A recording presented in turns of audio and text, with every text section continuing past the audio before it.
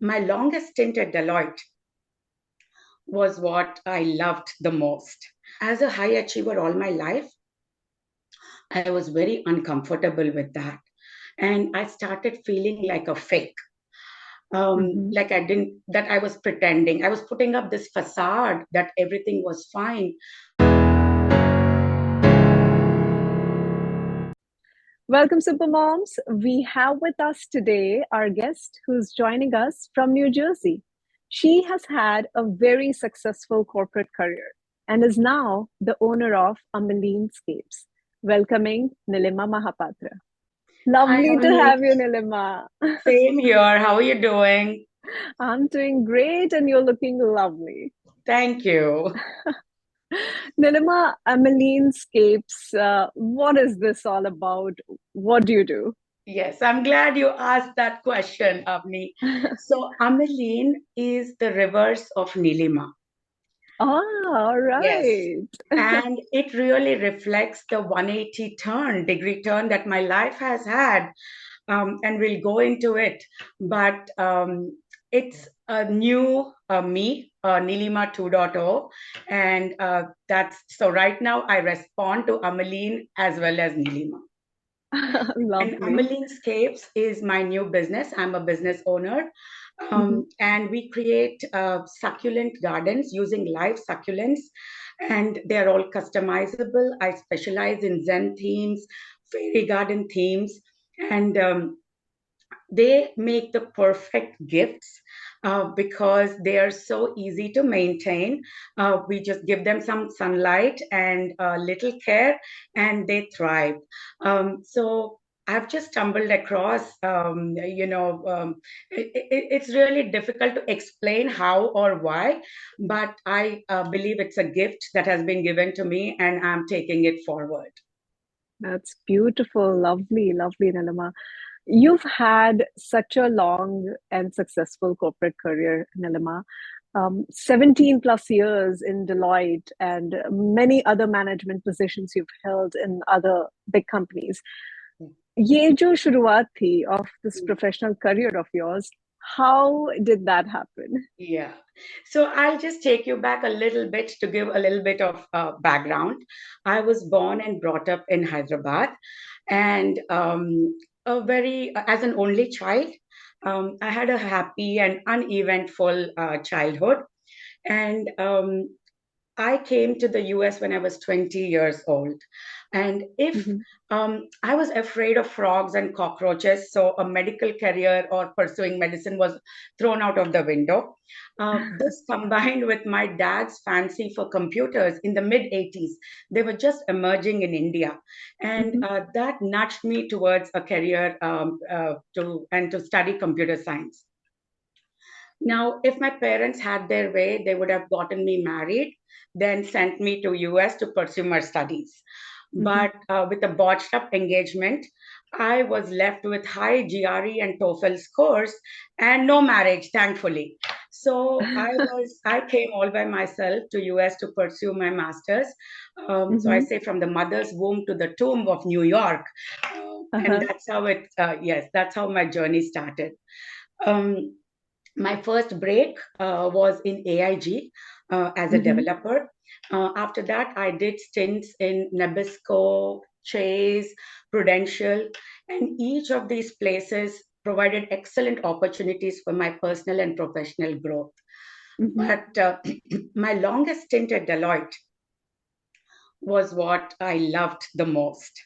I thrived there in that environment. And I really enjoyed developing, delivering, and supporting large scale software projects globally. Mhm. And also had a lot of fun interacting with members all across the world. And so that was home to me. I loved Mhm. my work, and the work was my life. Yeah. How did that switch happen, Nilima? How did you switch from this corporate career, a Mhm. very fast-paced environment? None of this was planned. Actually, a lot of people ask me this question. Have you always been creative? Have you always had the passion to do this? And which is why you shifted from the corporate? And frankly, none of this was planned. Life, that's life. I mean, life gives you unexpected twists and turns. In my case, what happened was that things started to change gradually. I stopped enjoying my work. Mm-hmm. And, an environment where, I was like so engaged and, so wanting to energized and wanting to commit from there, like it slowly started shifting where work became burdensome. And I Mm-hmm. started losing interest in my family and life in general. It was almost like I was on a slippery slope and I couldn't catch myself. And I would wake up with anxiety and panic attacks in the middle of the night, just thinking about going into work. Mm-hmm. I was so reluctant to start the day. And I was going through, and this was gradual over a year or even a little more. And my days, I was just leading them like a zombie. Mm-hmm. My husband became the primary caretaker of my home, my two children, and me. Um, so, in addition to what I was going through, I was also developing a deep sense of guilt that I was not able to deliver on my professional commitments. Mm-hmm. As a high achiever all my life, I was very uncomfortable with that. And I started feeling like a fake. Mm-hmm. Like that I was pretending. I was putting up this facade that everything was fine. But I pushed and pushed. I never stopped to just ponder and think what is happening to me. Mm-hmm. And I just wanted to pretend that everything is fine while it was not. And Mm-hmm. things got so bad. And I remember this so clearly that, when I was walking in the corridor, there was somebody approaching from the opposite direction. And I actually ducked into an empty meeting room to avoid the question, "How are you?" and me saying, "I'm doing great," with a smile.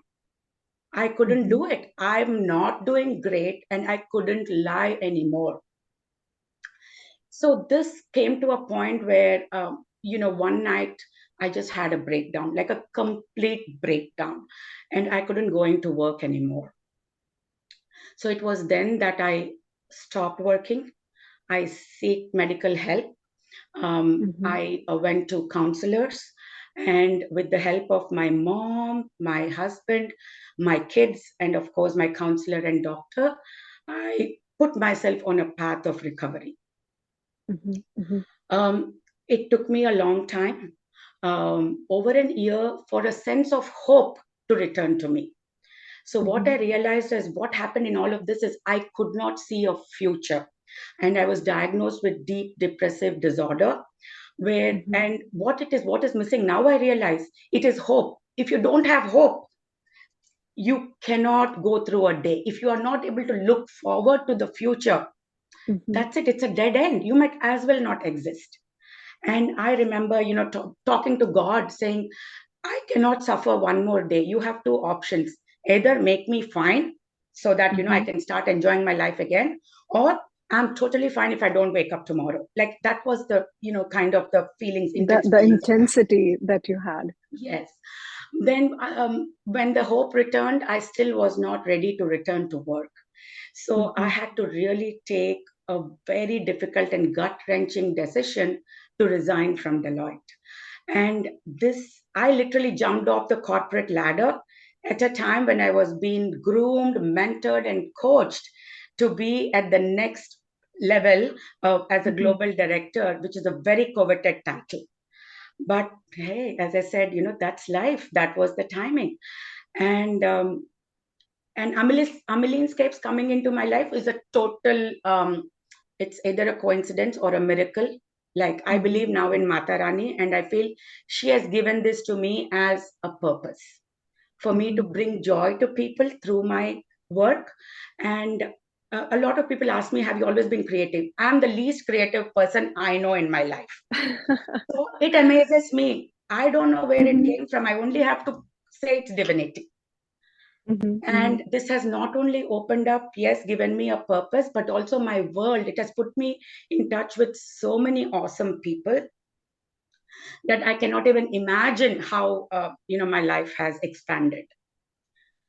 Yeah. That's lovely. Neelima, you spoke a lot about what you went through and in detail how you were feeling at that point of time. And you switched, you resigned. Yes. This one day you get up, you realized you didn't see any hope, and then you realized that this is not for me anymore. Right. Perhaps you felt like you're not doing justice to your work. Yes. And then you took this decision. But there is also a lot that goes into when you're switching fields. As you said, you were at the point at the um, top of your career, and you were actually about to get into a bigger position. Yes. At that point of time, leaving that and Yeah. then starting something of your own, the in between phase is the Yeah. most difficult one. How Yes. did you cope up with that? How did you then, left that phase of your life and jumped into the new version of yourself? Yeah. It was not easy. I mean, the recovery took a long time. And also, I had guilt that I abandoned a project midway. Like, Mm-hmm, I felt I didn't, that was one, but I have to really attribute it. And when I left Deloitte, I did not have any plans of an alternate career. I wanted to mm-hmm, be a stay-at-home mom, finally start cooking delicious meals for my family, finally start enjoying my kids. And that's it. I would have watched Bollywood movies and been happy. Like, I did not intend to do anything else. And this mm-hmm, was from the support of my husband, because I mean, I was real, like, when I was miserable, no one else in the house could have been happy. And so mm-hmm, my husband totally supported it. He said, it's okay. You do not need to go back. We will survive. We will be fine. He gave me that comfort and that peace, which is why I was able to actually, recover and mm-hmm. be stress free. It was not, it was not easy, but then it totally was because of the understanding and the support I got from my family. Did you ever faced this kind of a situation, when we talk about the society, we have family, we have friends, they know what you're doing, they know how successful you are, they know, even your family, they know how much you've worked towards getting where you Yes. were at that point of time, and Yes. then making this decision of just completely switching it. Did you ever felt the pressure from your peers or the family members of, why are you doing this? You worked so hard to achieve Yes. this thing. Yeah. Did you ever face something like that? Absolutely. I mean, this decision, it was not easy. As I said, sleepless nights, gut wrenching.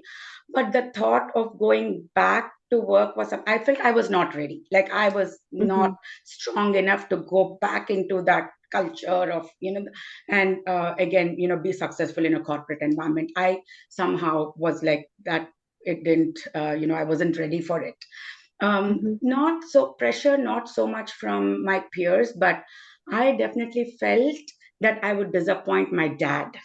Not my mom so much, because my mom is mm-hmm, very easygoing and she would be like, it's okay, you don't want to do it, you don't do it, and really no expectations on me rather than just being happy. But mm-hmm. I thought that my dad would be really disappointed. And for almost a year, we didn't, like, almost didn't tell him. And I wouldn't, yeah, like, I avoided It's the topic. difficult to face him. It was until I started AmileenScapes, and I didn't want my relatives to, who knew about it, to kind of then tell him and he be shocked. So that was the point when we said, okay, we got to come clear. But he was so supportive. And I said, oh my God, I needn't have stressed for almost a year about disappointing my dad. So yeah, So he that was fine with your decision once you actually maybe told him. maybe for a day or two, he was, little, oh my God, like, she's left her career that she's worked all her life for. But then he's like, yeah, you never know. He went into the philosophical mode of, yeah, you never know what life throws at you. And yeah, this is what it is. And he was perfectly cool with it. Mm-hmm. Yeah. You mentioned, Nilima, it was the lack of hope that was Yes. making you feel the way you felt, Yes. while you were, it was just so intense that you couldn't Yes. even face people. Correct. Could you elaborate on that a little bit, if you don't mind? what do you think is one of the things that you spoke about was hope, but was there anything else that made you feel guilty, or that made you feel that you don't want to really go to work or do Yeah. what you were doing? Yeah, I think I lost a sense of purpose. And what I was doing and getting the most satisfaction and recognition and enjoyment from at work, I wasn't getting that anymore. And I was like, Mm-hmm. how long do I keep doing the same thing? And yeah, it was just that I think I was burnt out because it Mm-hmm. was a pretty, responsible and demanding job, which I did with my full heart without any complaints. But at the end of the day, I think I was kind of just out of energy, out of steam. And I felt I couldn't go on anymore. So I think this is also, culturally, being brought up in India, we are very reluctant to talk about mental health. You Mm-hmm. break a bone and you break a foot, you shouting from the rooftop, oh, I got a fracture, I have a cast. But when your heart is broken or when your mind is broken, Mm-hmm. we cannot be vulnerable because we're afraid that we'll be judged. And that's exactly what happened to me. I said, oh my God, I can't accept that I'm not this person that, I have kind of portrayed to be. And I Mm-hmm. pushed and pushed myself to the point where it was a slippery slope. I went down into such a deep pit, I didn't have the energy to climb back up. And that is what has happened. And really, my advice to moms Mm-hmm. would be to not suffer in silence, Mm-hmm. to get the help at the right time. When these Mm-hmm. red flags are there, when they pop up, recognize them. I ignored for almost a year or year and a half, but it Mm-hmm. is important to recognize, take a pause, get the help that is needed, and make changes Mm-hmm. so that you don't land up in the same spot that I did. Now when I look back at my life, I have no regrets, but Mm-hmm. I do not want to be a role model for women to quit their corporate careers prematurely. Mm-hmm. Corporate America, the world needs women. We need a seat at the table. We need women to lean in, not lean back or step out. Mm-hmm. So again, that comes with negotiating, making the changes as needed, not being this heroine to say I'll scale any mountain you throw at me, but Mm-hmm. being okay to be vulnerable, prioritizing yourself, Mm-hmm. and so that, because when we value ourselves and prioritize ourselves, we can be better moms, we can be better wives, better colleagues, better employees. So that is very important. Mm-hmm. And the other thing is, we have to decide to be happy. It's a Mm-hmm. decision. It just doesn't come by. You don't stumble across it. It's a very conscious thing that you need to do things that make you happy. And what Mm-hmm. I have realized is it is only when you are happy, you have a bucket of happiness in you, that you can give the happiness to others around you.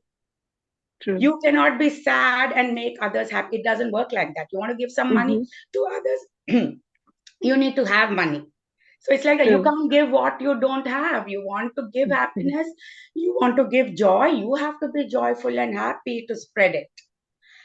Um, Absolutely. yeah. And Absolutely, Nilima. yes. And then also, what I realized in my journey is to hold your friends and family close. Be very deliberate and conscious about developing deep bonds with them. And the other thing is volunteering. It's an instant picker upper. You go Mm-hmm. volunteer, do good for an hour, instant gratification. So, Mm-hmm. again, that is something that, I would say, hey, try it out, because it's a very selfish act, is what I say. Volunteering is Less. not a It's a selfless selfish. act. Selfish because you get back in multiples and of what you give. Uh-huh, Because the uh-huh. happiness and the gratification you get is, yeah. That's lovely. It's a completely different take. Yes, A and then different thought process that you just brought up. correct. And these all seem like cliches. We hear them all the time. We hear them like growing up.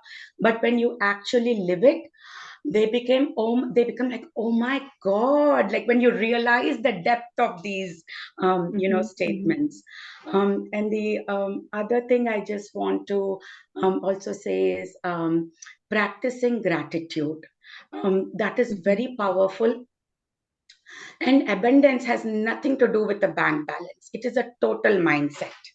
And these are, something lessons I have learned along the way, to just count your blessings. You may have 99 good things, but people focus on the one thing that is probably not going right in their life. But just turn it around and just say, hey, I'm breathing, I'm alive.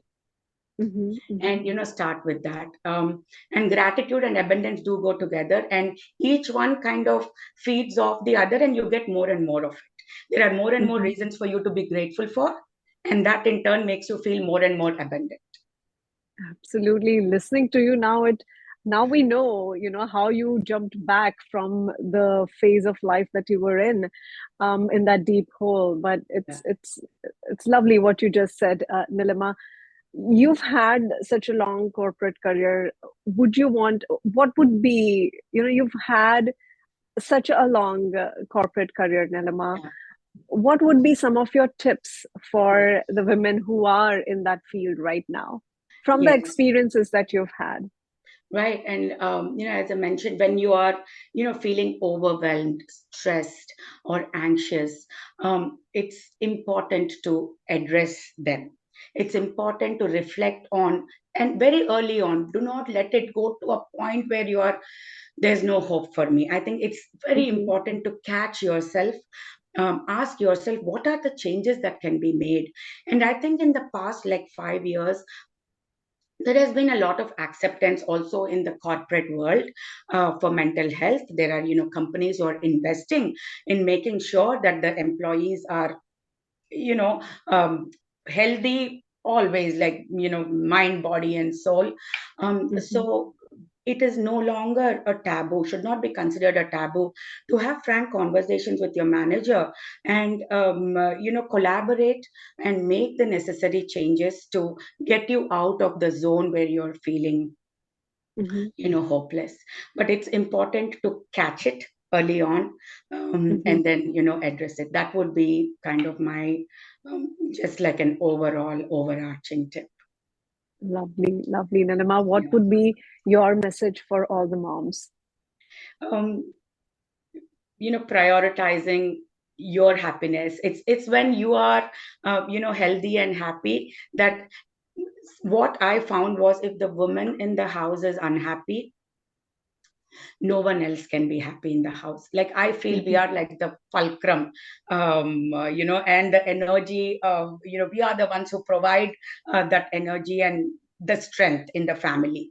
And to recognize that, and not, if you're on the crux of, or on the brink of, the equilibrium changing, to notice it, and seek help. And the help can be many ways. Sometimes you can, probably just have a really good friend and talk it out. And sometimes you may need to get, some professional help when and usually family and friends are not the right people to, guide you and advise you when you are going through, mental health issues. You do need like a professional counselor to guide you through. So, and not to treat it as a taboo, because it is health related. It is, a chemical imbalance. Just like you would get a tummy ache, you may get, an issue with your health, and that needs to be fixed. It's not something to be swept under the carpet. And True. while it is tough based on, our upbringing, but the environment right now is, pretty supportive. There are so many celebrities coming out, and spreading awareness, that moms should kind of take heed and notice of that. Absolutely, absolutely, Neelima. Sharing this kind of a journey and your feelings, it only helps us to get to understand ourselves first and the situation that we are. Yeah. Do not neglect your feelings, how Yes. you feel, and Yes. take action. That's very important. And thank you for this opportunity, because it has prompted me to actually reflect on my, journey, because you don't really take time to kind of, say, how did it come through? How has it? So I thank you for the opportunity that, made me really think about my life. And yeah, that Thank you, is very Neelima. special to me as well.